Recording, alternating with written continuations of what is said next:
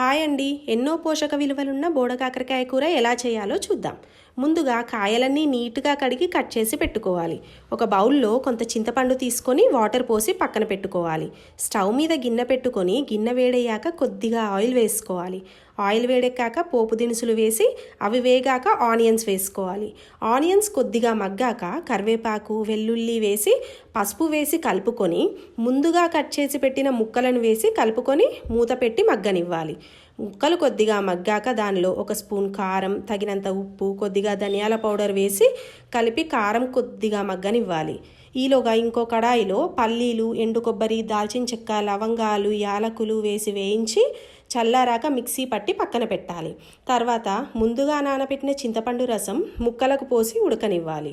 కూర ఉడికాక ఈ పౌడర్ వేసి ఒక్క 5 నిమిషాలు ఉడకనిచ్చి కొద్దిగా కొత్తిమీర వేసుకొని దింపుకోవడమే. కమ్మని బొడగాకరకాయ కూర రెడీ.